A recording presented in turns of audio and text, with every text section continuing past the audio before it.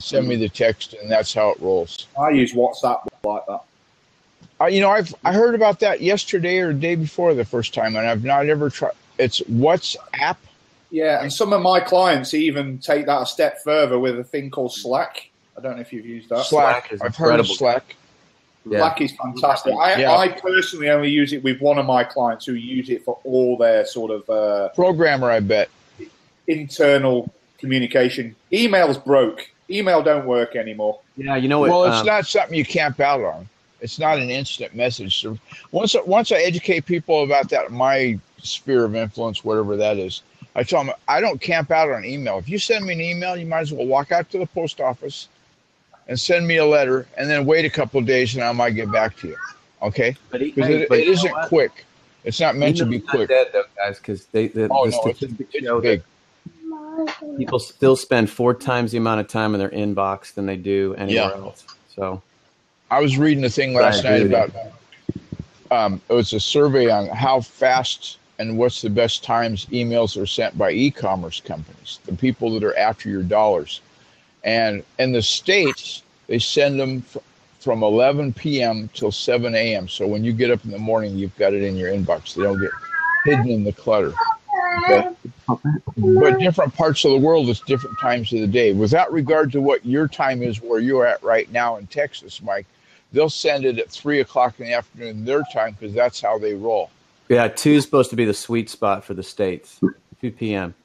I'll be back in 1 second. My daughter wants the telly on, so I'm just going to go switch on for while you guys chat. I'll be straight back. Hey, but Paul, Michael here from Texas. Where are you from, Paul? I grew up in Manchester, in the UK, but I now live in Surrey, which is about half an hour, 40 minutes outside of London. Oh, okay, cool. Right. I lived in Buckinghamshire as a kid. My dad was in the service, and we lived in Buxton, and 1959 to 1961. That's where I learned to ride a bicycle, was in England. Remember how the curb used to be really tall? So I didn't have to jump off the bike straight away. I just looked for one of the curbs and I could step onto that and then get off my bike and not crash and burn. Before I was born, Guy. Well, that's okay. It was a grand time. Oh, yeah. You could ride a bike anywhere. All over the world, but I love the UK. Yeah, you could ride a bicycle anywhere in those days, and you didn't have to worry about traffic running you over. It was amazing times. Hey, Paul, so you're using Slack. It's amazing that, by the way, there's Fortune 500 companies using Slack now. Oh, they're all. If you're not familiar with it, it's basically it's group messaging. I'm a coach here in Houston, so I use it as like my text walkie-talkie. So, say all of us it's usually used in work groups within organizations, but I use it with my coaches. And so it's like it just kills email because I can communicate through my coaches and my team and say, hey guys, check out this link, great article that we need to share with our runners or whatever. And it blasts it out to everybody. So instead of just sending an email out on things where you're just sharing links, you do it on the fly. And then they get alerts on their phone saying that I posted something. They can jump in when they want and look at it. Mike? Let me interrupt you. Does it only work on the mobile, or does it work on desktop too? Actually, both. On any desktop and and I don't know. They have it for both. I'm an Apple guy on the mobile side, but is it Apple and it's PC, right? Because I have I use it on my PC.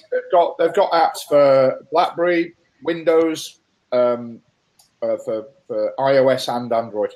They've got it all covered, and desktop. And is it slack.org or slack.com? You got me baited now. Slack.com.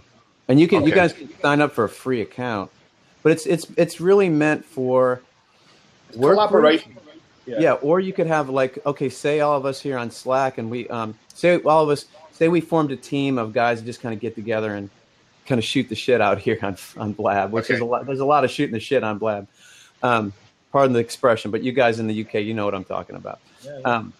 So say we got a team together out here, and then we just wanted to share things with each other without really having to jump on Slack, links to things in the news, or we could have a Slack group created, and I could pull you guys into that group within Slack, and then we could share things with each other without having to email.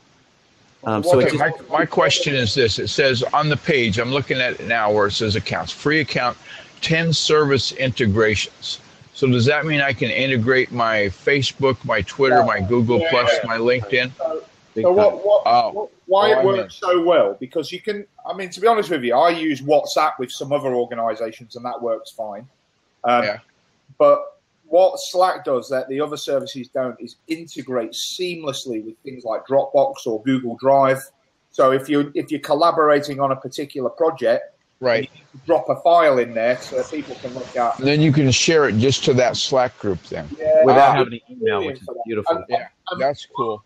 Michael said earlier about killing email. That's absolutely true because the organization that I work with, we've got it as a digital marketing group. That's how we that's the group that's on Slack.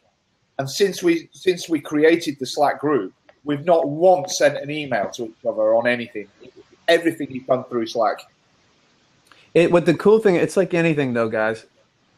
It's great technology, and then you have to kind of step back and say, okay, what am I going to use it for? But with Slack, it takes like the problem is I got to hammer my team once in a while. Like, guys, I'm using this. You guys, it's like you need everyone kind of on board with it. And if most everybody in your work group uses it, it's really just honestly, it's taken my email down about 8. Listen, I use email now to sell, and I use Slack to collaborate with my team. You know, I mean, because I still think you make money off an email list. You know, if it's targeted well and everything. So I'd much rather, if I'm going to send an email, I want to make money off the email. When I want to collaborate with my team and talk to people that are kind of in my circle, I use Slack. It's great. That's good. Now, if your team, when you set up your team name, I'm signing up. It says company or team name.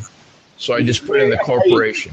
You basically create a page with Slack. Like a web page. I give that link to people that are on the team, right? And you invite them into the page, Gotcha. And okay, my Slack URL.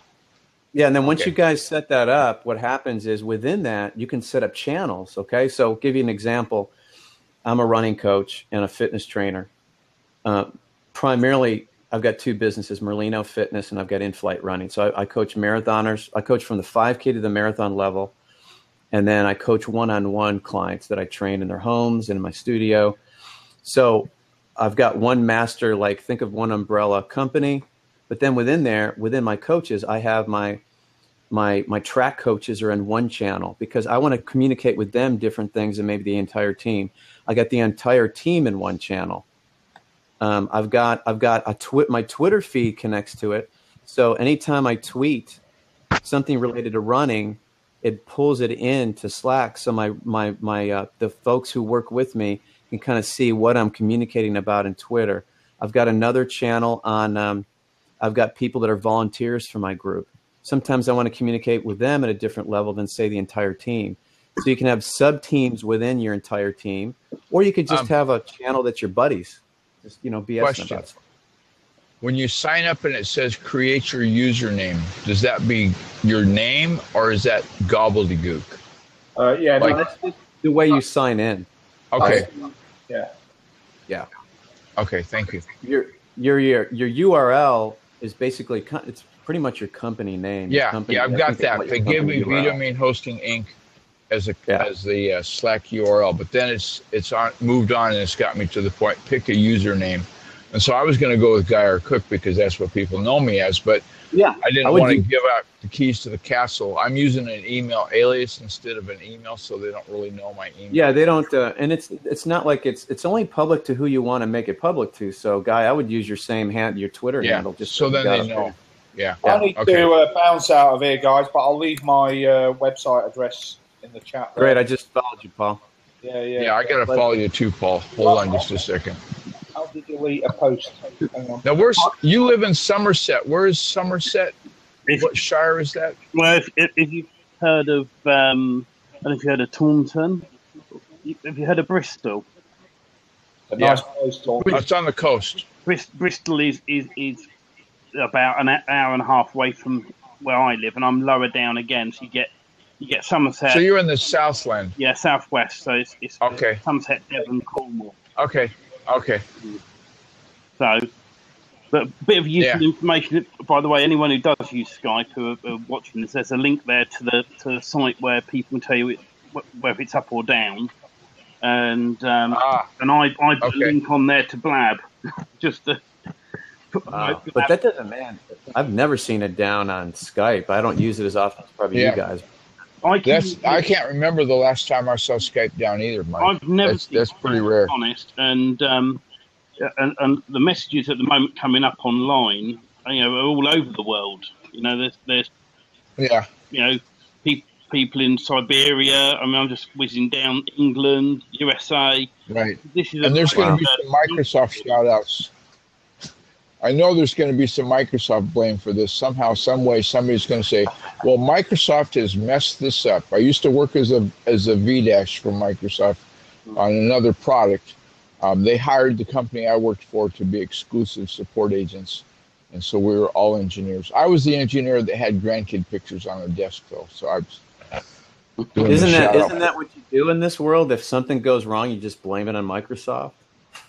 Absolutely. Well, see, what we do, because I live an hour west of Seattle, when Microsoft releases a product, like Windows 10 comes out, or Windows XP comes out, or I go clear back to 95. So when it comes out, you wait a year for the service pack to come out, then it'll be okay. They'll have fixed all the stuff that's crap. And I let everybody else be guinea pigs. Like, just came out with what they came out with 10. I'm like, let everyone be guinea pigs, and I'll just kind of chill out. I'm on 10, Mike. I'm on 10 right now, and I have had problems, but they've all been resolved. The Microsoft support team has been the best hand-holding I've ever had from Microsoft. They've even called me back and said, is everything okay? I've never gotten follow-up calls. And these are not hoax calls, that scam of people says, I'm an engineer, you're sending viruses. It's not that kind of crap. It's for the real deal. And after I'd called him 2 times, he said, listen, let me give you the number straight to the support queue because you don't have to go through that IVR crap anymore. I said, cool. And so now I have a number that goes right to their queue. And so instead of having a 90-minute wait for a call back, it's usually like 15, 20 minutes, and they call me back. Somebody, and yes, sometimes they're overseas, sometimes they're here in the States, but they've all been pretty good. I've not had a bad person.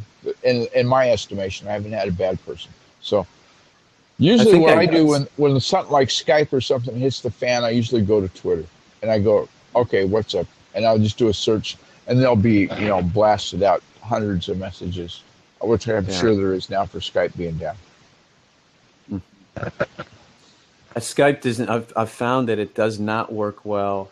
Everyone complains about it, but then when you ask them, they're using Wi-Fi. I mean, you got to go direct into your. If I go direct in my modem with Skype, it flies, man. Yeah. But anytime I try Wi-Fi, it's just up and down, up and down. It's not too reliable. Wi-Fi sucks. In the UK, but we're up to 3G on our mobile phones, and Skype works. When it is working, it works really well on my mobile when I'm out and about. Right. I like to do the little Skype coring test thing every so often. And so I press a few buttons and do that, and that seems to work well. But it's in the first time it's been down. Just to mention, I've also upgraded to Windows 10. I did a test laptop. I had an old Windows 7 laptop, and I did an upgrade. Ran a bunch of tests to see how it is, and it worked really well. I've upgraded up all my other machines. I haven't had any problems, I'm pleased to say. Yeah. The only caution I would give you as far as the upgrade concerned, Mike, is if you've got an old video card, like an NVIDIA video card, and you're doing dual monitors off of that card, because on this computer that I'm talking to you on now, I had that situation. I had a dual display NVIDIA VGA card. I don't remember the model. It was 5300 or something. But it was an antique. It was an old one. And so when I did the Windows 10 upgrade back in the beta days, it would run a certain point, and then it would say, nope, we can't upgrade you anymore. We're going to roll you back to build number 9926 or whatever the number was. I don't recall. Yeah. And so I called Microsoft, and I said, what's the deal? And they said, well, there's no drivers for your video card. Just yesterday, I've got an HP antique flatbed scanner. I know we're not supposed to have just a separate scanner. You're supposed to have an all-in-one, but I still have a flatbed scanner that I bought 15 years ago. I got this. It's an HP 4370, it won't scan on Windows 10. There's no drivers, so I set up a virtual machine running Windows XP, installed the drivers on that, and I can scan. And then I just file copy everything out of the VM over to the real machine. And I do whatever I have to do. A little bit cumbersome.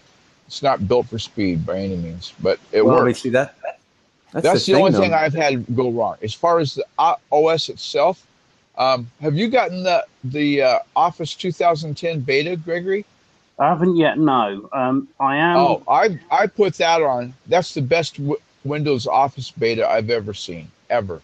It's got publisher, and Outlook, and Access, and the writer. I use LibreOffice mostly, so I can't. Is it Word? Yeah, Microsoft Word is the writer. And all of the stuff that you'd need. So when clients send me stuff in Windows, I go, yeah, we can do that. Now, I haven't gotten an old publisher file because publishers historically been not very friendly, backwards compatible. Oh, there's the cat. Yeah. Are you supposed to open the door? You know, cats don't have opposable thumbs. And so there's times when they're going to go, hey, I don't have any food in my dish. I have a cat named Oreo that does that. I mean, but yeah, I'm going to check out this Slack thing. I've been hearing about it too much for me not to try it. I think Slack is very much like the group. I have a group of Joomla developers that I work with, and it's global. They're UK, Australia. In fact, the guy in Australia started it, and we go into Skype and say, hey, have you heard about this, blah, blah, blah, and then somebody else. There's people in there that they're out and out. You know the guys that go to Joomla Day and do presentations? Those guys are in there. I mean, some real heavy hitters in my estimation. You could totally use it for that guy. I mean, that would be you guys would kill. You know, what's sometimes. I mean, even Skype. You know, Slack would be a good plan B for us to have. I mean, for the days like right now when we can't get to Skype, we could go, oh, okay. Well, the plan is if Skype doesn't work, use Slack. Boom. We're there. Well, and then sometimes, you know, let's be honest, sometimes you just don't want to talk to people, man. I mean, you know, you love people like your brothers and sisters, but you don't want to get in this, like you're looking at your watch going, okay, I got an appointment in 20 minutes. I don't want to get in this long, drawn-out thing. Slack them, give them what you need to it kind of keeps the fire burning on certain projects. Right. And then when you've got time to collaborate and do it in a format like this, or I use something called Webinar Jam, which is unbelievable little thing. But that's more like presentations, and I can pull people in privately. It's like a private version of Blab is what Webinar Jam does. Okay. But I can like Appear.in. Are you familiar with that one? Where you can have a video chat. Appear.in. You can have like if I wanted to talk to Gregory about Windows 10, okay, I can set up a room in Appear.in, send him the link, and we could do just like this, video chat back and forth. The layout's a little bit different, but it's just basically the same. Webinar Jam is like let's put the guys who developed it are pretty amazing guys. One was actually in video production in Hollywood. Another guy was I think he was in AOL. All these techie guys, but they put this together. The best way I can describe it, it's like a private. It really is like a private Blab or a private. Like Google Hangouts. Yeah. Well, actually, they use Google. It's software that overlays Google Hangouts.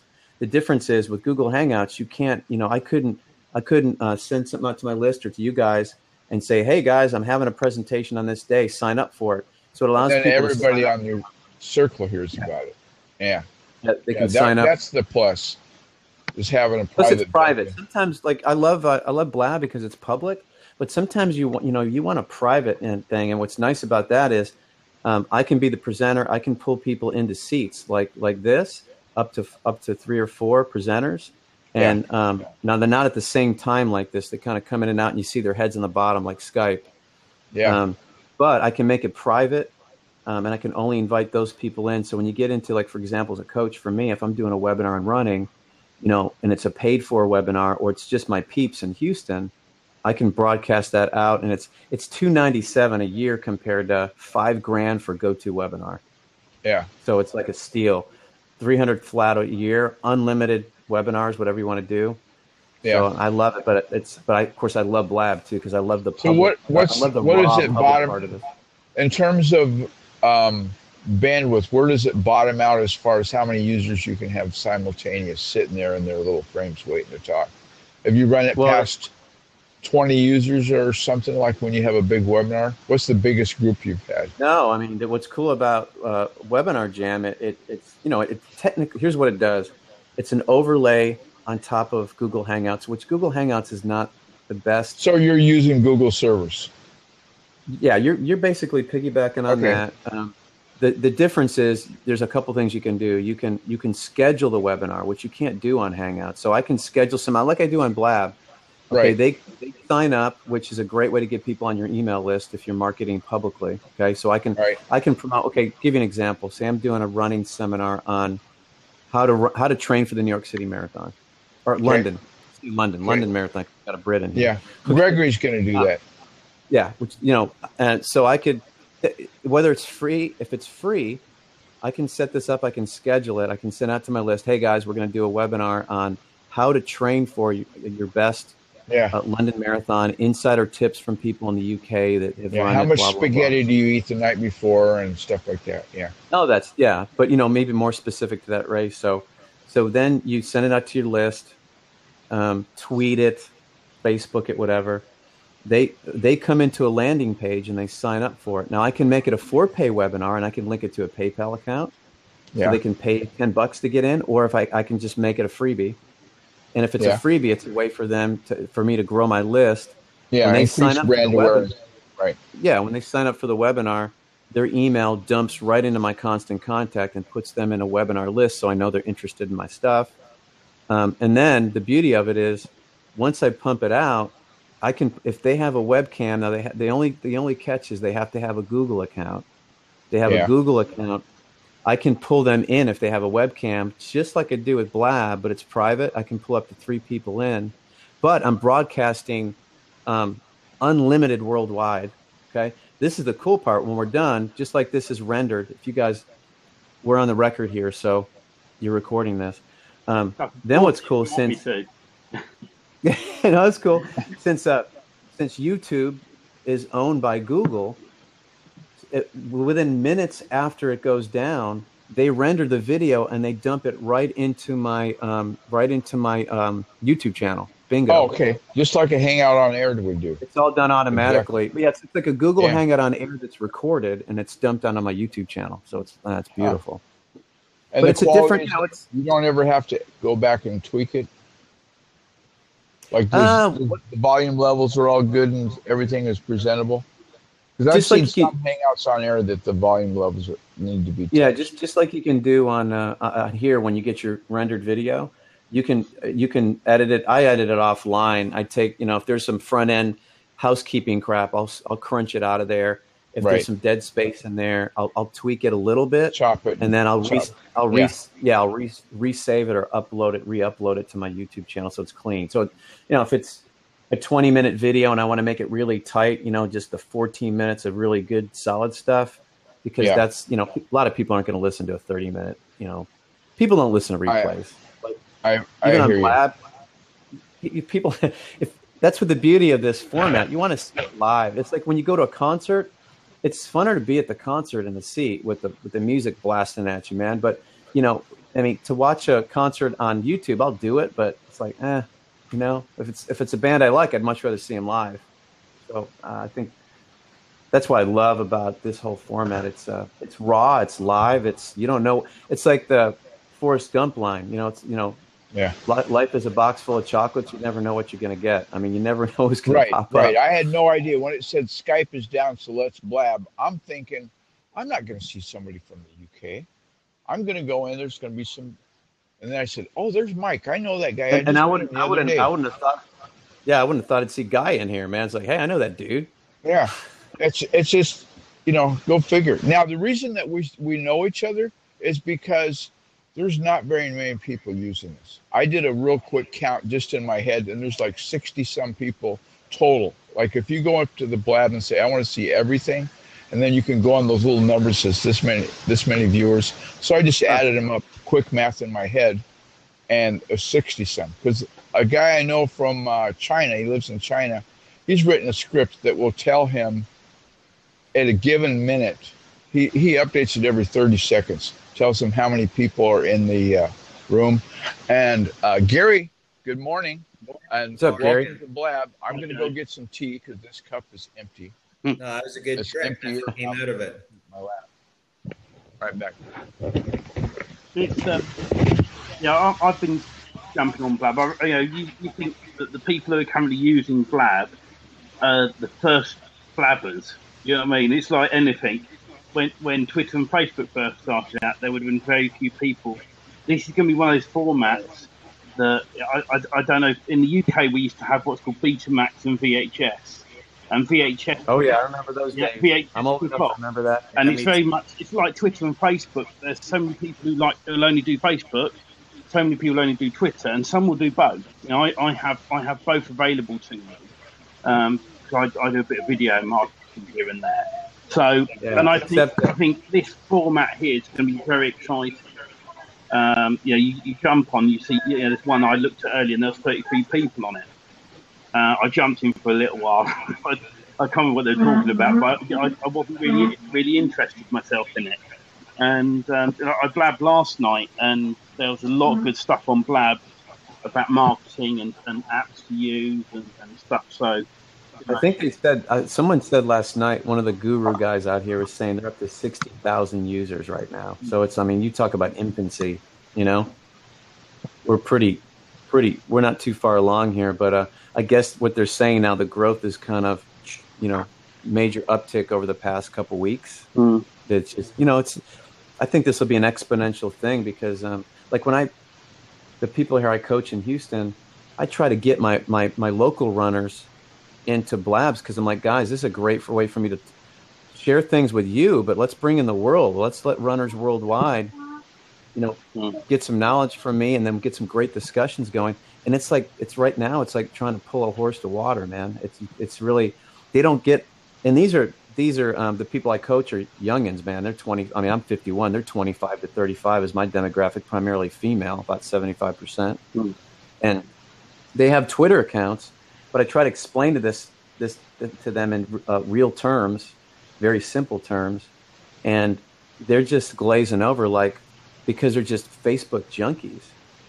And I'm like, no. This is a little bit more interactive than Facebook. This is like a few of us going to Starbucks and hanging out or going to a pub. I'll use the pub, Gregory, because right. Well, you have pub here. It's too early to drink here. You're killing me. But it's like we. And I always say, if we had drinks in the middle of the table here, there's the middle right there. We'd be just we'd just be bullshitting at a pub or at a coffee house, and that's. I mean, Facebook's so cold to me. It's like you have to clarify what you say, and for everything you post, you can have 3 people out of 100 that are going to hate on you, and then you have to clarify what you said. And I just like this because we literally have eye contact here, guys. I can look I'm always looking up here because y'all's heads are up here. You have to almost learn how to work the camera here and look because you guys are there. And but that's what's so cool about this. It's truly dynamic, on the fly, down to the second. I've been trying to tell people about Blab almost everywhere I go. I think organizers of events could really benefit from being able to share their experiences, and I'm talking about contra dance events. Also, people who have been there forever. Like I have a friend who's been organizing of the Niagara Falls Marathon forever. Oh, cool. And, what's her name? Les Patapsik. He's run all over the world. He volunteers in Boston and New York, and he's a retired phys ed teacher, hit by a truck riding his bike. His helmet saved him, but that was about 15 years ago, but he's a good friend of mine.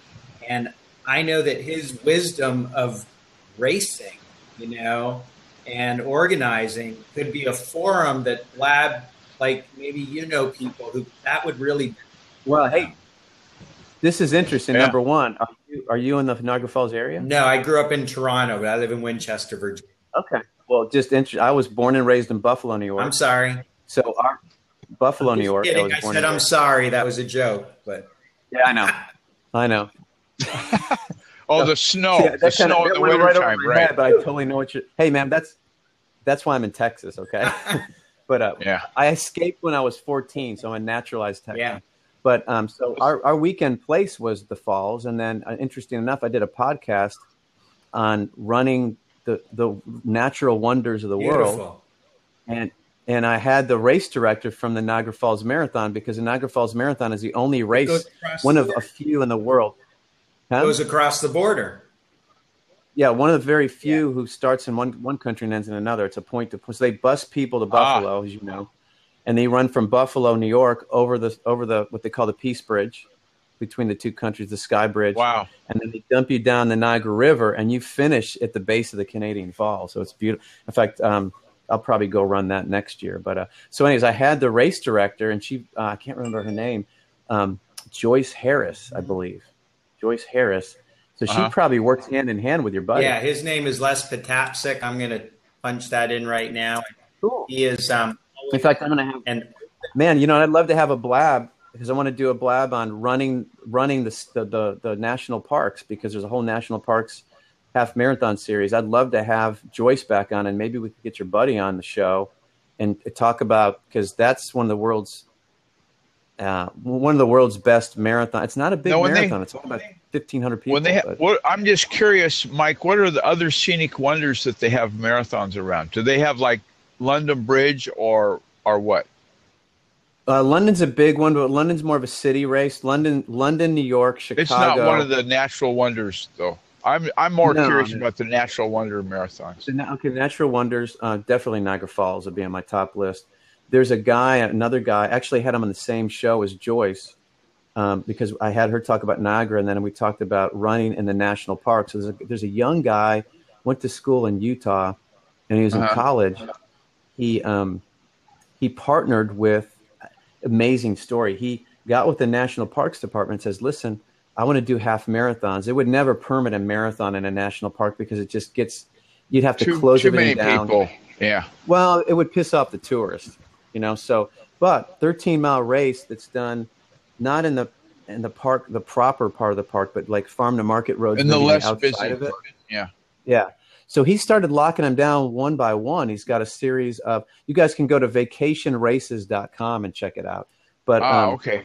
So he's got one in Zion National Park. He's got one in Yellowstone. He's got one in the Appalachian Mountains. I think there's 12 of them now, but they're all half marathons. Like Grand Canyon might be one. Grand Canyon's another one like that. Yeah. Yeah, he's got one in the Grand Canyon. My nephew just sent me pictures from Grand Canyon. I got it. The reason I want to go to the Grand Canyon is not the canyon so much. It's the river and the fish that live in it. The trout are like 5-pounders, because only the big trout are strong enough and big enough to handle the current. Little babies are washed downstream. Come back when you're a big boy, and then you can get, because I've seen videos of fishing guides that take people out there in the rubber raft, and they're catching monsters like Godzilla of the trout world. That's where he lives. Yeah, that's what you do. You take those raft trips are awesome. I haven't had a chance to do them, but I have a couple of friends that have done that, man. The other one would be Big Sur. Big Sur is a very, very scenic marathon. It's right on they do it on the PCH highway in California. I mean, you're talking cliffs, and it's beautiful. You're going over bridges. It's not a race you're going to do well with, because the terrain is just crazy. I mean, a lot of When's rollers. your next race, Michael? What was that? When's your next race? I'm not, I was going to do Niagara this year. The problem with me is it's like, I did New York City Marathon last year, which is unbelievable, but I've got to do mine kind of off season, because I coach people here in Houston. So it's tough for me to get away. Like last year, I snuck away to run New York and had my coaches take over for that weekend. But I do things. I'm looking at some and being in Texas, it's tough because our marathon's in January, so you have to train at but you got to go out every day and run 10 miles to get in shape for it and stay loosened up and ready for the marathon. You can't just take off the headset and go run the marathon. You got to be worked out a little bit. Well, there's a bill. Plus, guys, oh my God, it's like, today in Houston, 95 degrees. I mean, come on, man. I mean, you run at 6 in the morning, you got 100% humidity. It's 78. It's not a cakewalk. Yeah. In fact, it's kind of so sucks. Now, do you have for the days when you just can't go outside, do you have a treadmill inside that you use or no? Yeah, I do, but you know, I mean, for a plan B. I'm heat acclimated, but when there's crazy ozone days or there's crazy heat days, yeah, I mean, there's nothing like the treadmill to get it done. Sure. Right. I call it the dreadmill. There's a guy that I know him from, he lives in Arkansas, and he gets on his treadmill for like about 4 hours a day walking. And he would go into hangouts and stuff while he was walking and blah, blah, blah away because, you know, it makes the time go by for him. But that way he could stay home because he had 2 little boys at home. He couldn't leave the boys alone. So that was the workaround, was Dad would be on the treadmill, and then if they have to have fruit snacks, those boys, I'll tell you, they're characters. Well, Gary, where are you in Canada? No, I live in Winchester, Virginia. New marathon just started in Harper's Ferry. That's a beautiful place where Three Rivers. I've heard of it. Oh, cool. Beautiful. Might be a place to. Now, is Harper's Ferry, is that a national park, or am I? It is a national park. Yeah, it was where. So you said you're in Virginia? Virginia. It's Virginia, Maryland, and West Virginia. Okay. I've run the Virginia Beach Rock and Roll Marathon twice. I ran the inaugural year back just for the chicks. What was that? Just for the chicks. Rock and roll. Well, yeah. Plus they have a music festival in Virginia Beach that weekend. It's always Labor Day weekend. They'll have all the old school 80s bands. Oh my gosh. And stuff. It's pretty cool. I used to love running when I chased frisbees playing ultimate frisbee. Okay, so that's where the frisbee guy comes from. Well, I won the world championships in freestyle frisbee, and 20 years ago, I'm a former world champion, and I do nothing but shows promoting frisbee play, lifelong play, and now just play in general. So I do. Okay, well you're going to have to, Gary, you're going to have to swap out that picture of the granddaughter, whatever it is, on the wall, and have a picture of you throwing the frisbee up there. Because I mean, come on, it's all about branding these days. It is. That's why I have my logo with me spinning the frisbees. But somebody advised me the other morning, turn your camera. That's a great picture. That's my 5-year-old step grandson. I'm a year and a bit away from 50, but I have 2 step grandkids. Call me Grandpa Frisbee. And they're a rip. So talking about branding, I got grandpafrisbee.com, which someday I'll use when I, put a little more wrinkles and gray hair on. Yeah. But this uncle guy has a 6-year-old grandnephew who just rode a sheep in what's called mutton busting at the rodeo up in Spokane. In Eastern Washington. Wow. I've heard of mutton. And he had a big helmet on and stuff, and he was holding on for dear life. And that sheep didn't buck him, but it went so crazy running and stuff, he fell off. Told his mom, I love it. I got to do it again. Do it again. And she got the video. But I told her the video, you got to re-record it and take the soundtracks out because you screaming and yelling in the background drowns out anything. You can't even hear the crowd noise because of so much yelling. Right. Oh, it was funny. That's funny. Just put some Chariots of Fire music behind it. That'd be cool. Yeah, there you go. So frisbee golf was hot in Houston, man. Then we have this really cool park they rebuilt. They put $50 million into it. It's called Buffalo. If you guys come to Houston, come check out Buffalo Bayou Park. It's this big park. It's been there for years, but they rebuilt it and cleaned it up. They used to have frisbee. Yeah, they had frisbee golf out there, and they tore all the frisbee golf things out, and everyone was ticked off about that. Now, what does a frisbee golf thing look like? You can just look a pole or something? Yeah, just go to disc golf or type in frisbee golf. You'll get all sorts of images. Basically, it's a pole about 4 feet high with a basket, and then chains coming down from a ring around the top. And it's like a mesh. It's like a mesh basket that you try to shoot the frisbee in. The chains and falls down. But you have drivers. You have putters. One thing that I do is I take people from my Chamber of Commerce. Serious stuff, man. I can just see me going into Walmart and saying, "Yeah, I need one of them putter frisbees. You got any?" Well, what you do, is you go in and you buy a beginner set, which is a driver, a putter, and a mid-range. And it's free to play. There's over 2,000 courses in the country. All frisbee sports have just been connected to the IOC, so it might be a few more terms before it's an Olympic event. But oh yeah, that would be cool. But they throw the golf discs now. For a long time, they couldn't break the record of 700 feet, and now it's over like 800. Oh wow! Wow! Wow! Hey, what's the difference? Is the difference in each frisbee the weight? No, the difference is I don't have them at hand, but they're. I've seen a kid. I've seen them in my sporting goods. Of them, they're about this big, like the size of a 9-inch dinner plate. A lot smaller. They're smaller. They're denser, but it's not the weight. It's the rim that slices through the air. Okay. Wow. So the putter rim is different than the driver rim. Yes. And okay. That's cool. So I could show them to you, and you'd look at it and go, "Oh, this is a putter. I've seen these before." Yeah, and the truth is I can throw a putter farther than you can throw a driver, but you're going to be better off. Oh, sounds like a challenge to me. Yes, I think he's throwing down the gauntlet. I am.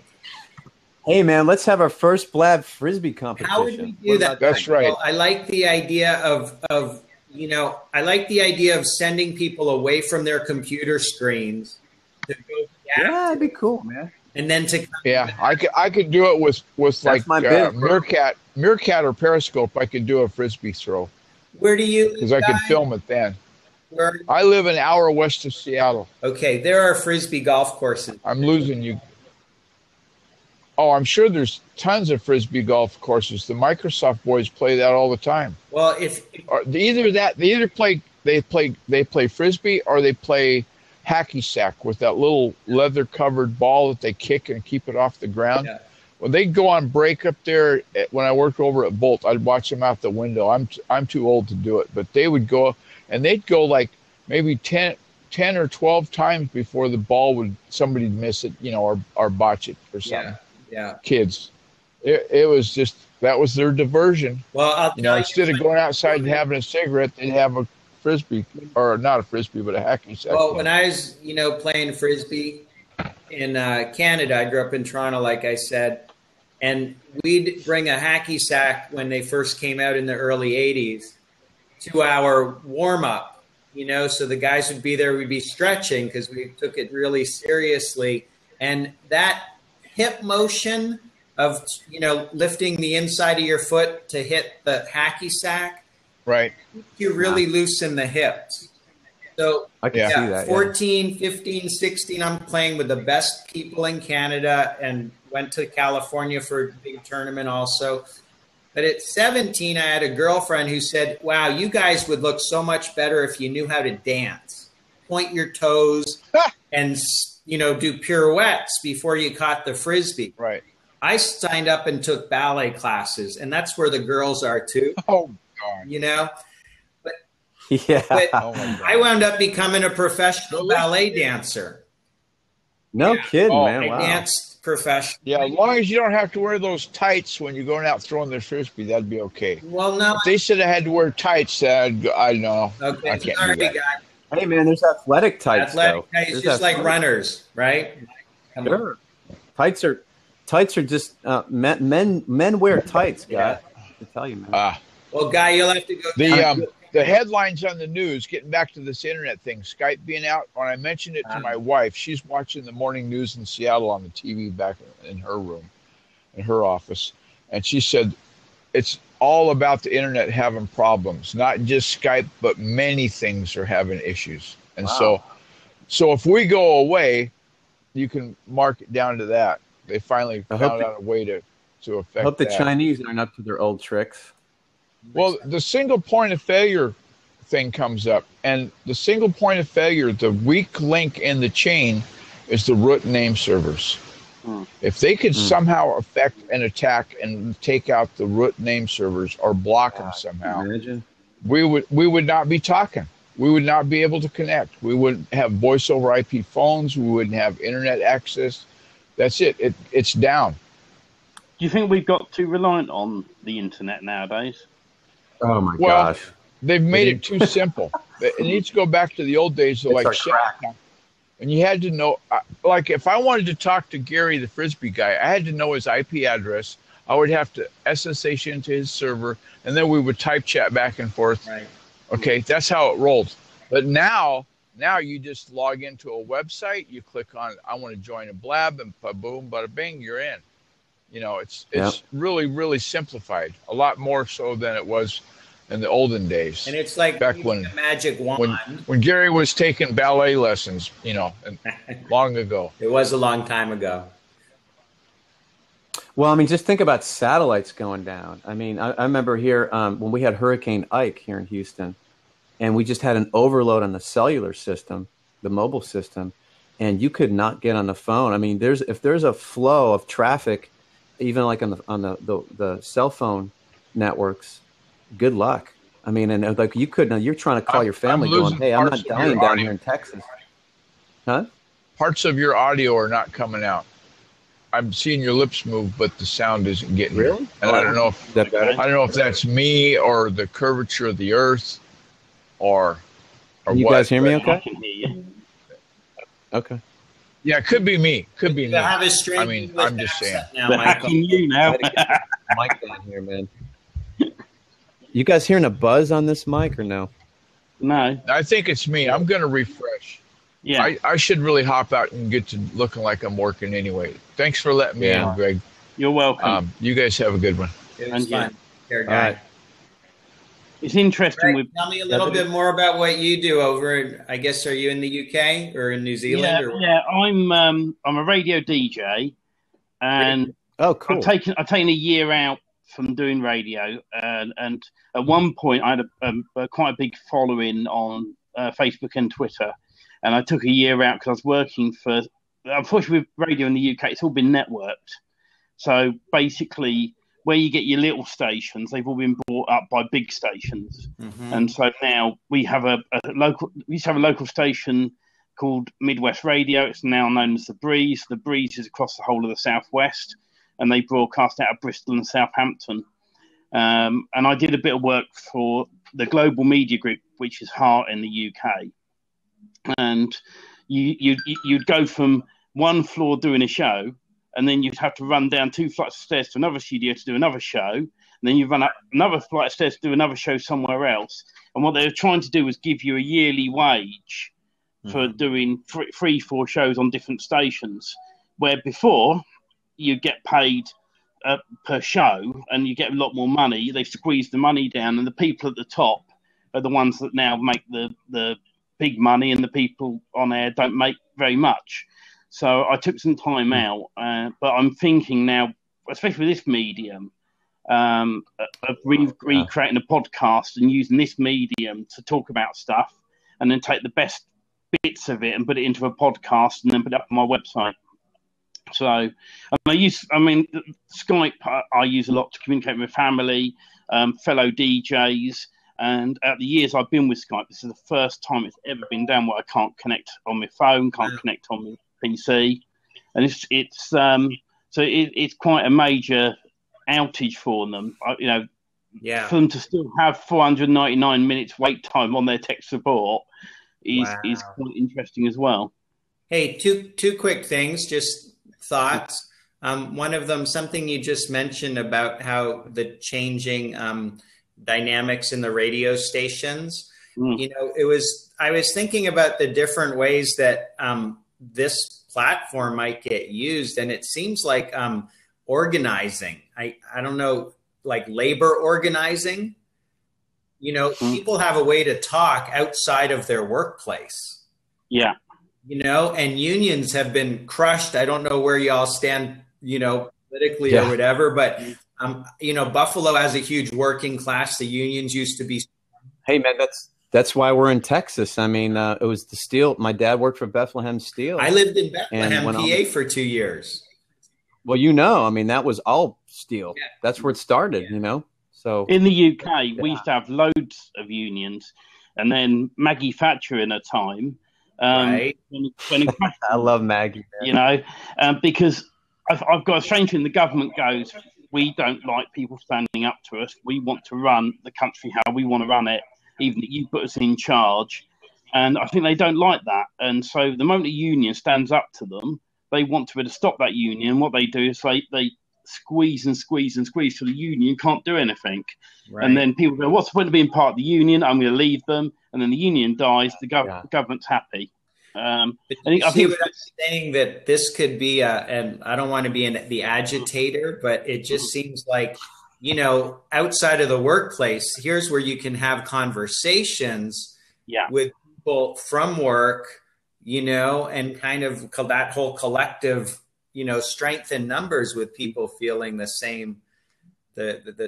I remember when I worked in corporate, I was in corporate human resources. I was an employee benefits manager for a Fortune 500. Our power company was Houston Lighting and Power. It's called Energy or something now. But yeah, when I was in corporate, the time you would kind of bitch about your employer and like what was going on was when you went to lunch. Right. Yeah. You go to lunch and we used to have a 20-minute rule. Okay, we got 20 minutes to bitch about our company and what's wrong with it and how we can fix it. And then the rest, let's talk about sports and other fun stuff, But it'd be like that. It'd almost be like jumping in a room to kind of let loose a bit, and then go back to your job. Punch back in and go back to your job. And the other thing I'm really thinking about, Gregory, and you might help me or advise me about this, is my city 2 years ago, coming up in November, the TV station closed down. So for the first time ever, I live in a community that's not that small, that's kind of affluent, but it's like we don't have big problems. People are content. I've only been here 3 years. But I'm hearing that from people like, people are happy with how things are, the status quo. I feel as a performer, when I come to town, I look for options to get on the media. And I was interviewed on TV. I've been in the paper a number of times. And what I've been curious about, what I want to do is create a new TV station that is really focused on what's happening in town, with people being out with Periscope and Meerkat, or just feeding the information to a central place. And then people get notifications about what's happening in their city, both for business and for entertainment and specials for food. And I want people to follow me because that's just the kind of person I am. But I've also been thinking about how to do bring people to this platform to say, what's going on in Winchester? Hey, I got the mayor here. I've got this business owner, like one person per week. And I'm kind of just thinking it through in my mind right now. But like even a weekly show or a 3-day-a-week show where I'm, wouldn't that be a cool idea? Am I something? Well, here's my take on that. And Gregory, you jump in because you're the broadcaster guy here. So, here's the only reason I have this tricked out microphone is I was you may have heard of them, Gregory, but I was contacted by a company. They're out of Phoenix. They're called Voice. You guys can look voiceamerica.com. I was contacted so what they are, they claim to be the internet's largest live talk radio, internet radio operation. Okay, so what they do is they farm out the country. They look for experts. They may have called you, Gary, at one point. They may have contacted all you guys, but they look for specialty niches, and mine was fitness and running. I didn't know these guys from Adam, but I do pretty well in Google with my website. They called me.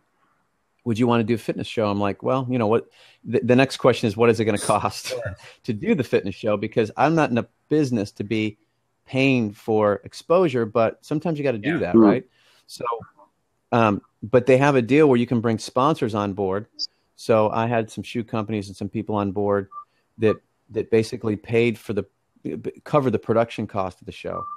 And then what I would do, it was kind of nerve wracking. It was Gregory was your old business, but so I had to get this mic, and I use Skype, and I use Skype. They would Skype me in Phoenix. They would lay the show down live. So when I was doing the podcast, I had my telestrator going, and I was going over material for that show. And then, I'd have to say, hey, we'll be back in 2 minutes and go to commercial break, all the breaks and everything, just like a radio guy would. And they would lay it down live, pump it over the internet live, and then they would record it, and then they would put it. If you go to voiceamerica.com, if you guys look into the wellness channel and then do a search for In-Flight Running, my company's In-Flight Running, you'll see my host page out there, and then all my podcasts are there. And then they would render the audio and they would podcast it for me. They would push it out to iTunes. They would push it out to Stitcher for me. So they did all that production piece, which now I know obviously that's a cakewalk. I could do that in my sleep if I wanted to do it. But I did it for 6 months. And then when I got out of that is, you know what? I didn't know what the hell I was doing. But this broadcasting thing, and if you're in a niche, all you guys have your niche here. And I think I'm a big believer that every human being has a niche. And if they don't have it, they just need to find it, because I think we're all talented in one area or multiple areas.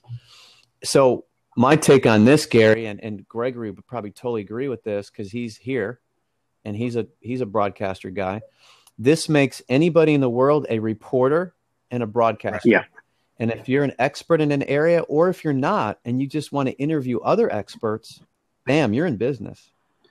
I mean, it's a beautiful thing they've created. And this media, I mean, I used to do a lot of YouTubing, live broadcasting.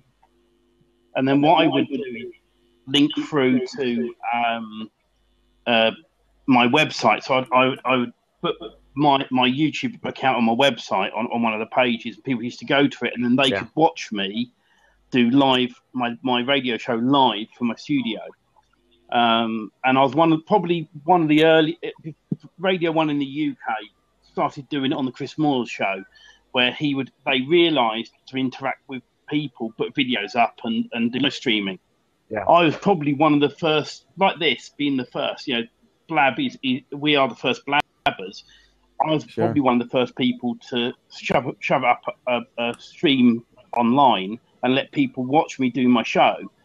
But cool. Radio 1 took it to the next step by only putting in the best bits. So only linking up. So you were doing this before Howard Stern. Yeah. You were doing it before Howard Stern was doing it, right? And 1 minute, yes. Cool. What do you want, Emmy? I've got my daughter here. Prime time, man. What's up, Prime time? Yeah. What do you want? Okay, I got to get this right. It's New Zealand, because you don't get Aussies mixed with Don't watch telly for a minute. I'll be in a minute. New Zealand, right? Sorry? Ricky's from New Zealand, correct? Yeah, but okay. The main thing with if you want to do something like this, look for a platform that can do live streaming, and then put a link from your page, or if you can embed it, that's even better. Michael. And once you like with YouTube, if you build some good content up, you can be in a situation then where people start following you because you've got good content. It's in any niche. If you're in the fitness niche, as Michael might agree with me on this, if you build a fitness program up, but you don't put any content on your website, you just come on and go, hello, I'm into fitness, people aren't going to engage with you. But if you do podcasts, if you do a really good YouTube channel with the graphics are really important on YouTube now as well, where you put your graphics at the top and your picture, and then you, when people message them back and say thank you for the question, get them to send video questions to you and then post them on your page, because people love seeing themselves. It's radio itself and television works the best. In the UK, they stopped doing it for ages, where they got members of the public to interact on telly. And they stopped doing it. And ITV in the UK have realised now, actually, we need to start doing it again. They started doing it again. What happened? The BBC followed them. And now the BBC have gone back to game shows with members of the public because they get they get more viewers. The X Factor is a very good example. That's here in the UK and the USA, that it's because you've got members of the public on it. People watch it, and it's really engaging. Yeah. That's why. And that's the same with blabbing. This blab site will really take off eventually. If people find it, it's like anything. They'll get addicted to it. They'll love talking. They'll love blabbing, and it's a good platform. I stuck up. Skype is down because it was down, right? And if you look up there, we've had people jump in and jump out. 39 people, and when I worked on a community radio station nearby, we were lucky to get 10 people listening. Do you know what I mean? Right. I just had 39. We had 39 people watch us, and some people go, all right, that's for me. Some people go, that's not. It varies. But the moment I put that subject up, I had three other people join me straight away, Michael included. And, I think here's the deal, guys. Whether people want to admit it or not, we all want to be on stage, man. Yeah. I mean, even the shy, seriously, you're a performer. I mean, you guys are performers. I'm talking to performers here. I mean, this is a Frisbee expert guy, best in his class, world champion. And Gregory, sorry about that, guys. All right. Phones were, you perform. You have to perform if you're doing broadcasting. Yeah. And listen, everyone's a performer. Everyone really has their stage, whether they like it or not, And like me in Houston, it's like when I get out of the truck on a Saturday morning, I've got 150 sets of eyeballs looking at me going, what are we doing today, coach? And we roll out a long run with my marathoners that ranges from 4 miles up to 22 miles in 1 mile increments with different turn points on it, rocking the parks of Houston. I'm on stage, whether I like it or not, and I have to communicate in mass. Sometimes it's a smaller group, a larger group, and then sometimes it's in a format like this where you just get people that just want to learn about how to throw a Frisbee correctly or want to learn broadcasting or how do I lose weight with running or whatever, And people are hungry for knowledge, and I think people are hungry to come out of the shadows and be on stage. And I think that's just human nature, in my opinion, but that's my take on that. Michael J. City, Girls on the Run program. Oh, yeah. Huge in Houston. Sure. Oh, yeah. Just an amazing thing to get 10, 11, 12-year-old girls active and running. But what they also talk about is teaching them life skills, confusing them with running and games and activities, but, teaching them self-confidence and all of that. They've got a couple races here in Houston that are earmarked towards that organization. Nice. Like 5Ks that, all the proceeds from that 5K go directly to that organization. Yeah, they're really big in Houston. Sure. Nice. Good to see that they're around the country like that. I didn't realize they had that type of exposure nationwide. Yeah, they came to speak at our, I'm in the Chamber of Commerce, and I'm also in my local Kiwanis Club, which is cool. It's just odd for me to, I'm a Frisbee guy. I've been doing this for 20 years. I have to supplement, sometimes I pick up catering work or whatever, just as a server, and I'm serving people who I want to be sitting with.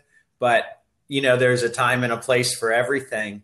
And hey, I meant to ask you, did you do, because you look really familiar to me and I'm a big sports fan. Did you used to do like halftime shows at football game, like NFL games or anything? No? Oh, I wish. Because man, there was a guy, you know what? I'm thinking about it now. It was a guy with dogs. There's a lot of Frisbee dog shows and, I remember. Great. I think it was the old Houston Oilers. This is before they moved away out of Houston, became the Tennessee Titans. But they and then we had the Houston Gamblers, which little Trump trivia here. Yeah. Trump owned a part of that league. No kidding. Going way back. It was like a league that competed with the NFL actually. But they would bring guys like, it wasn't a skill. I'd see some skill guys, but I always remember a dog and just crazy tricks with Frisbees. Well, people who throw Frisbees to dogs love dogs. Not as much Frisbees. More Frisbees. I don't know how to make the comparison, but like if you said, "Hey, are you a runner? Do you have a kite?" People run with kites. It's My wife sometimes warns people at parties, don't ask him if he has a dog because it'll put him in a bad mood. But that's going to go after you with a fork. Yeah, it's just that's what if there's a picture of me in the paper or a picture of a dog, they're more likely going to. So I'm jealous of the dog. And that's why I do a lot of work with children and families, because the pictures on my website and stuff are all of kids doing stuff. Yeah. Oh, cool. Kids and dogs are cute. Someday when I'm too old, maybe I'll get a dog. So here's the deal. I don't know what happened to my son, but when he was like 4 or 5, he's 11 now. That dude could throw a Frisbee. Like I would just show him the basics of flipping the wrist and power behind it. You could probably do a seminar on it, and then the dude turns like 7 or 8 and he's throwing the Frisbee out in left field. I'm like, dude, what happened to your Frisbee skills? I mean, he's 4 years old. He was just nailing it like right off the ground, I could catch it. And Okay, well, I love talking frisbee, but sometimes it's the product and not the thing. So I don't know what he. Oh, the quality. Maybe I gave him a crappy frisbee. That could have been. It's like crappy running shoes, right? Exactly. You can only run so far with a bad pair of shoes. Yeah, you can't run in Pro Keds, man. I would not recommend training for a marathon in a pair of Pro Keds. Nice fashion shoes, but Puma's another one. Like Puma, as you know, Gregory, that's a big football shoe, soccer shoe, but not quite the best running shoes. Like if you're running a marathon, Right. So. It's like, I mean, using this medium, I would say to people, I haven't got it set up on this machine, but if you're doing anything, have you heard of Minicam, you guys? I've had some issues with it. I just uninstalled it again because it was doing some funny things with my system. But I think the secret there is you probably need the paid version for the stupid thing to work right. You do, but the nice thing about it is you can put up at the bottom here, just about here. You can put your website up scrolling, or you can have it as a still shot. Yeah. And on my other machine that I do, I've got 2 cameras set up so that when I'm doing a radio show, I can switch camera angles. Oh, that's cool. And it keeps people engaged, especially with live streaming to YouTube. You can keep people engaged. You can do a 1-hour program streaming live on YouTube. And what I love about this now that I'm looking into, I've got a video mixer which I'm hoping to use, where I can fade up this channel. So I can do a radio show and say, come over to Blab if you want to talk to me, jump on. You could do Periscope too at the same time. That'd be cool. Yeah, and the idea is then to fade up something like this live, and say and then part of the podcast as such is I say to people, right, I'm playing a bit of music now on the YouTube channel.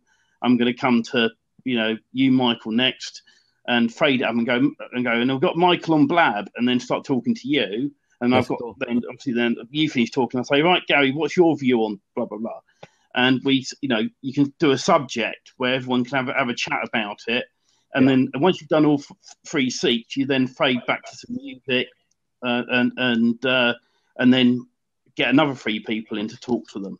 I mean, with your skills on broadcasting, man, I bet you're like a kid in a candy store with this. Oh, yeah. I see the light. I see the light. And I'm just a layman here, but I bet something like your levels, like, wow, I could trick. I mean, because you could do multiple, you could do sound, like sound effects and crazy stuff. I would love to see on here a queue system. So in other words, everyone who comes into the Blab, right, you can have ones, you have like the 2 top screens for you, and maybe if you want another percentage, you can lock them in. And then the bottom ones, you can queue people up a bit like a phone system, so that when I say, thank you very much, Gary, now we're going to go over to the next seat, and that automatically comes in. That'd be cool. Someone else in. I know they're working on a co-host option.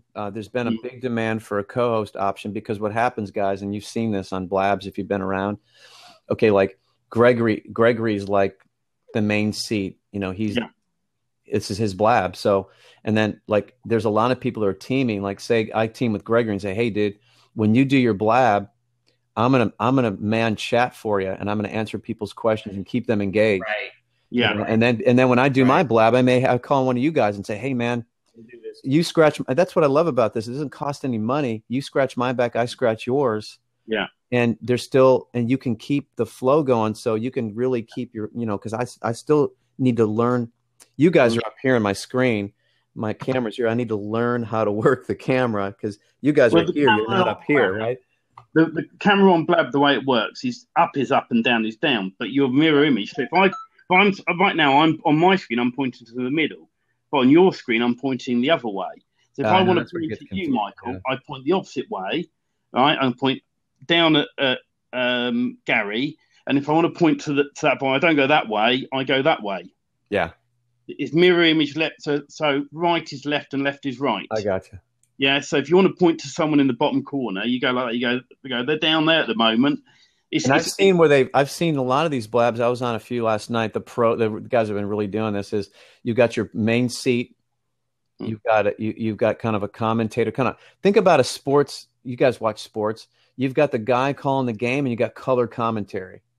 You got the guy chiming in going, yeah, Bob, well, that guy's, this is the third time he's, blah, blah.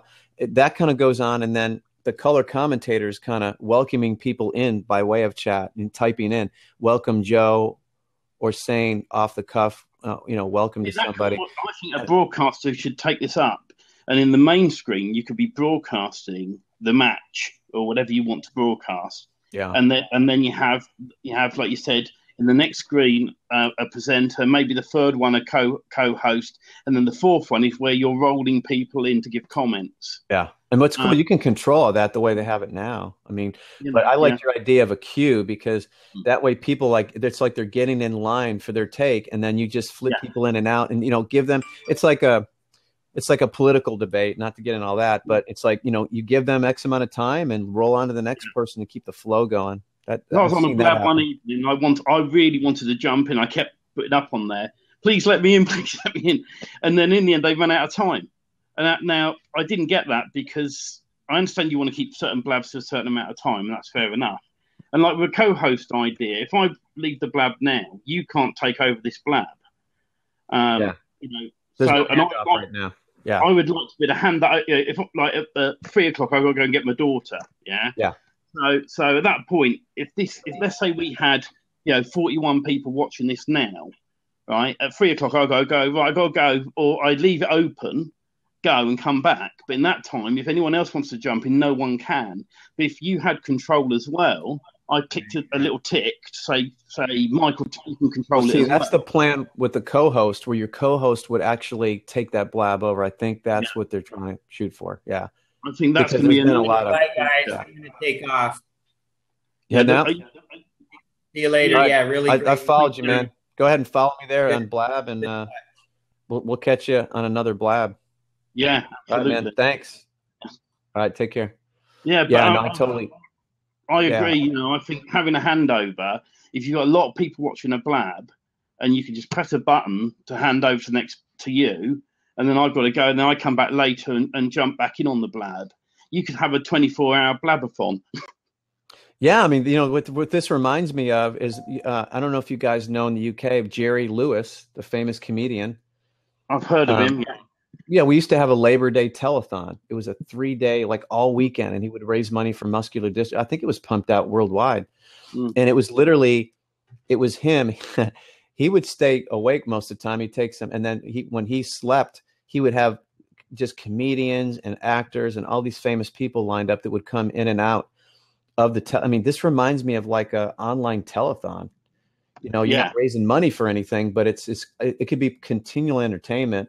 There's guys that had Blabathons that have gone on for hours, like almost a day. I've heard there's some legendary blabbers out here that have been blabbing away for hours. And you get caught up in this. It's like you look at your watch and go, geez, I've been chit-chatting with people worldwide, and I thought it was 20 minutes. I'm like, man, I'm going an hour and a half. It's like, it's pretty addictive, because it's kind of become my talk radio.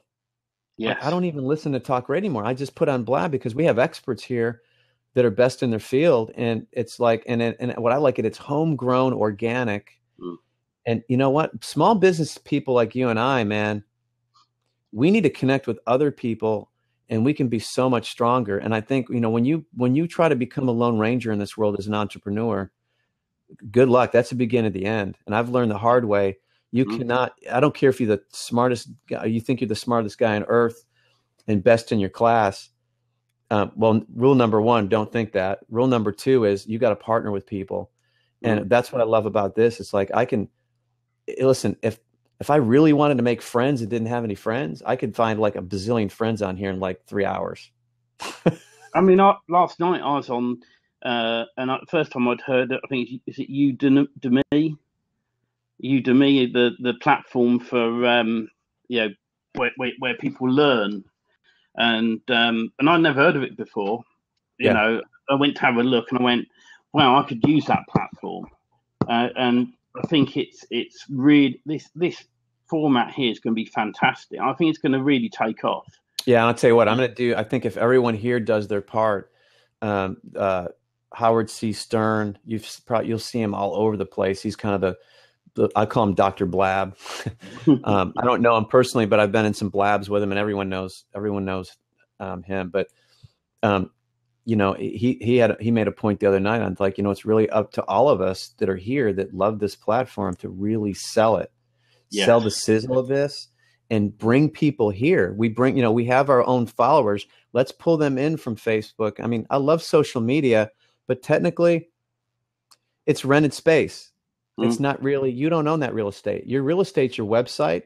And I think this could be your new chunk of real estate that mods onto your website. It builds trust. So then the social media clicks even better. I mean, they want to hear from a guy. They don't just want to see some guy static. And I don't care if I've got action photos of me running over bridges and stuff. They can care less about that. They want to meet the guy, you know? Yeah, absolutely. I mean, sorry, excuse me. I'm just getting a sweet from my daughter. Keep her happy. Oh, yeah. But you're going to pick. But no, I'm finding this. I went on the other night, and one of the blabs said they've been going for about 5 hours, and it was only meant to be an hour at 1 hour originally. I know, it's crazy. You see that, yeah. You know, they had so many people coming in on it, which is why this extra feature of handover blabs I think would be great, because you could run a show, and one of my other ideas I am doing is I've got a bit of a spoof Twitter account. Oh, everyone needs a spoof Twitter account, right? man. And the username on that, and I don't mind saying it, is Wayne Carr, right? Wow. And anyone who pronounces it a lot quicker, it's Wanker, Wayne Carr, right? And I was on a blab one evening, and I was chatting away in the text, and the girl in Ireland who was on it got it. She started laughing. And then the other two girls from the USA who were on the other two screens then got it and laughed. The chap from Canada took a while to get it, bless him. When he eventually got it, then they're all laughing. And the only regret was my record software didn't record it. It was one of those magic moments. And I played it back and it just hadn't recorded. And I was annoyed. Because I want to put fun blabs that don't do any harm to anybody, but get them up on YouTube. And then I think, do you know this? I think if you go off the record, is it just like a pause button and then it picks up where you left off? Is that what happens? Yeah. Okay, so I haven't used that. I haven't used the off. I'm going to pause a minute and see what happens. Yeah. So later on, when I play it back, we'll see if there's a gap there. Oh, that's cool. Okay, yeah. Oh, I meant to test that. And then you do know you can change the name of your blab on the fly. Did you know that? Yes, I do. I was in the blab the other night, and I changed. They were new to blab, so I changed the subject, and they hadn't noticed. And that's a fun, fun little thing. They're chatting away, and I typed in. So you see what I'm doing as well, like you're probably doing. If you're looking down the text of what people are typing, and I've been keeping an eye out for anything that various people come in. Frisbee guy came in, he put a little message up at the start, but then he came in, so I didn't have to read it. But I'm keeping an eye on those messages. If someone types something up, it's good to say to someone, "Oh, hi, so and so said this." Yeah, it's like working the room, man. Totally, yeah. A lot of people don't do it, and I think that's a good point. When you change the name of it, you probably need to put that in chat. Hey guys, I'm changing the name to. You say it and then you put it in chat. That's probably a good point. Yeah. So what I did, I changed it to no one's taken any notice of this blab. Was the subject I changed it to, and they hadn't noticed. It was bizarre. Because I'm gonna crank out a running show this week. I'm probably do it twice a week. Is the tips I've got from other guys out here. If you do have a theme show that's on a subject matter, you really got to keep it on point. Like this is just like I saw. That's why I'm here. I saw Skype is down. Let's just bullshit. Is what you had on there. But if you're doing a targeted show on a subject, I can see the benefit of you really as the moderator, you've got to kind of steer it towards that subject because you don't want to lose the people that are there for that subject matter. And on a radio, I mean on this because I'm still learning with Blab. But on a radio show, I'd normally do that. I'd say, say thanks very much, Gary. I've got to steer this back now, and say, Michael, is your Skype back up and running? You know, and I would normally bring it back on track because this was a bit of a fun blab. Sure. Nothing serious. I chose not to pull it back, and in fact, we got onto a lot of good subjects. And it's nice to hear what other people do, and you know, eventually, when I do a proper link to my radio show, and I use this platform for that, then the idea is I will say to people, I'm live on air. I'll fade you up. We're going live to my radio program. Yeah. Please keep it on subject. Yeah. And then that point, then when I fade out, I'll do what I've said. I say, right, we've got Michael on screen one. How you doing, Michael? Tell me your views on Skype being down tonight. And then when you've finished, then I say, thanks, Michael. And then I go to the next one. The good thing about this system is at any time I want to kick someone off, I think there's a button you can do it. I was crossing the top. So, you know, if I finish talking to you, I can hit the button. And something else I like is I can lock the seats as well. Well, it's kind of cool. I've noticed this, and you'll see it. I'll have to look at my profile. I don't even know how many days I've been here. I guess, can I see my own profile here? Yeah, I know. You can look at how long I've been on here, I think. 24 days on Blab. 24 days. How do you do that then? Yeah. I haven't done that. So here's what I'm seeing. This is still the Wild West, meaning it's uncharted territory. So I think what happens is the majority of people here I've seen own their own business, and they're here because of the business aspects of it, I think. Yeah. When the general population comes, like, I think what's being solidified now is subject matter areas or subject matter specialists that are forming their own shows. They're good at certain things, and people want that knowledge. So I think there's two things happening. Is the new audience comes in, they're gonna hit the general stuff. They're gonna say, hey buddies, hey two friends, come on in, check out this blab. And they're just going to blab just to kind of check out the format, just like Facebook, you know. And then it's the specialties are forming though. You can see these specialty niche areas forming. So, what's going on, man? Hey, how you doing? I was just testing this out, so it's working okay. It looks pretty cool. Effective on your end. Yeah. Okay. This has been special effects day, man. Everyone. I know. Yeah. Have you? I started this subject off at the start, which was about Skype being down. Do you use Skype? I use Skype. I mean, to keeping communication for people I do business with, like outside of my state or country or family members, but I don't Skype per se. It's been down all day, so there's something. Oh, really? Okay, so you guys regularly use Skype as a platform or just business? In the radio world, I do. Oh, okay. I do a little bit. You connect up with someone, you link it in. It's a good platform for one-to-one interviews. You know, when I interviewed Neil Sedaka, he tried using Skype and it played up. In the end, he used his telephone to ring me. You know? Oh, nice. Yeah, I know. I use it on a lot on my mobile too. That's why. Yeah. So. Yeah, mobile's great. Skype's good on the phone. Yeah, exactly. Where are you? What's your name? Justin. Justin? Yeah. All right, man. I'm Michael. I'm in Houston. Where are you from? I'm Michigan. Oh, cool. Yeah. I'm in the UK. UK. Okay. I couldn't tell from your accent. Where in the UK are you? Somerset. Oh, okay. Yeah, so hour and a half from Bristol. Nice. Yeah. I love Ann Arbor, man. I've been my wife's family was from Ann Arbor, and we used to take trips too. up. I love Ann That's Arbor, where I'm man. From. Cool. I love that place. Yeah, I went to a U of M game. It was my first game in the big house. That was pretty cool. Yep. I just went to the game on Saturday here. 110,000 fit in that sucker, huh? Oh yeah, that's why they call it the big house. They call it the big house, Gregory. 110,000 people fit in this college stadium. It's crazy. Wow, that's amazing. But I went to one of the early games one year, and man, I was baking in that thing. No, it was actually the temperature wasn't too high, but it was really hot because it's open there. Yeah, so you guys got to take a call. I'll be right back. Yeah. Hey, Gregory, man, I'm gonna have to bail out. I need to sum up now as well. I don't know what time it is, but I think you're 3 till 3 in your time, huh? 2 minutes to 3 o'clock. Yeah. Been a pleasure, mate. Yeah, well, I'll see you in some other rooms. Okay. Take care. I liked you here, so we'll catch you.